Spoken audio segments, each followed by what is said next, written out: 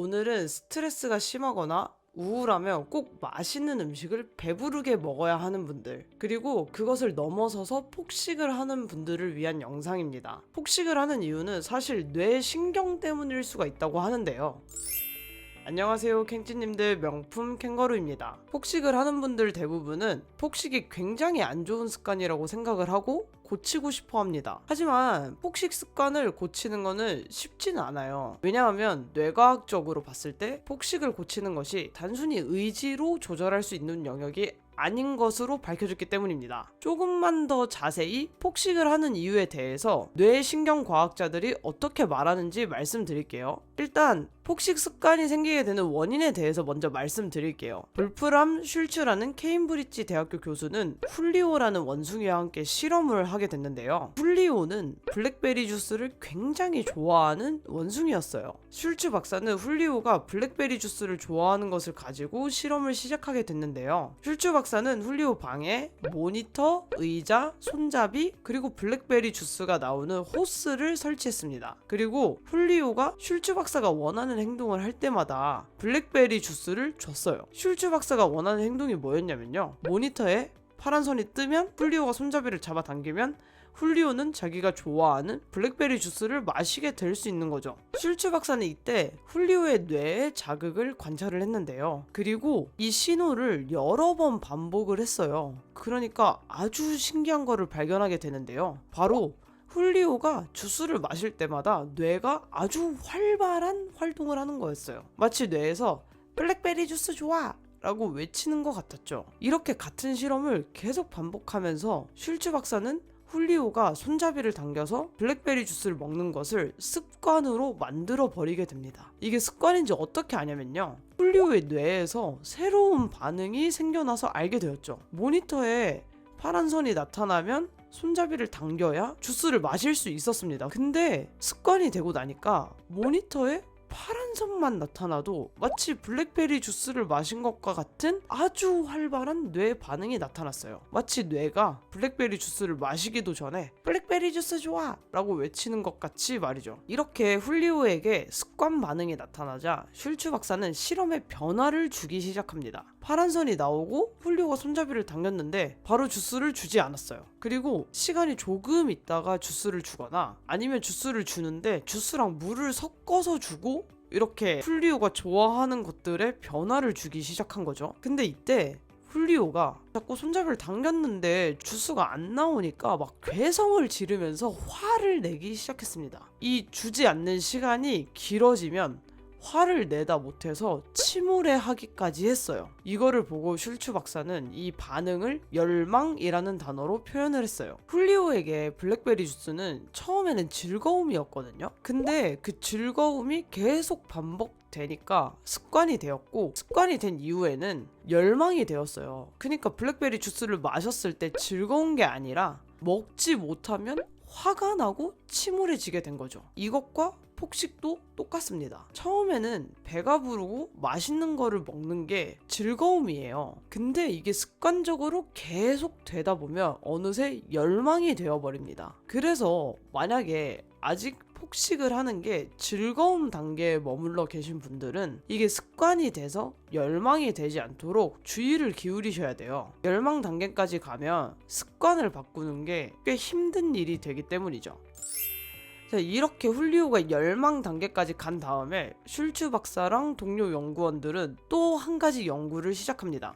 바로 즐거움 단계에 머무는 원숭이들과 열망 단계까지 간 원숭이들의 차이를 비교해보는 거였어요. 그래서 각자 원숭이 방에 원숭이가 좋아하던 사료, 아니면 장난감, 아니면 문을 열어서 다른 친구들을 만날 수 있도록 해줬습니다. 근데 여기서 또 놀라운 반응이 나타나는데요. 훌리오처럼 열망 단계로 간 원숭이들이 친구가 들어오는지 사료를 주는지 신경도 쓰지 않고 모니터만 바라보면서 손잡이만 당기는 거예요. 마치 카지노에서 슬롯머신 앞을 떠나지 못하는 도박하는 사람처럼 말이죠. 그러니까 완전히 중독되어 버린 겁니다. 근데 아직 열망 단계까지 가지 않고 즐거움 단계에 머무는 원숭이들은 문이 열려서 친구를 만날 수 있거나 사료를 넣어주거나 장난감을 주니까 모니터랑 손잡이는 쳐다도 안 보고 좋아하는 놀이를 하거나 친구랑 놀러 나갔습니다. 주스는 완전히 잊혀져 버린 거죠. 그래서 이 연구를 한 슐츠 박사는 어떤 면에서 우리는 원숭이와 비슷합니다.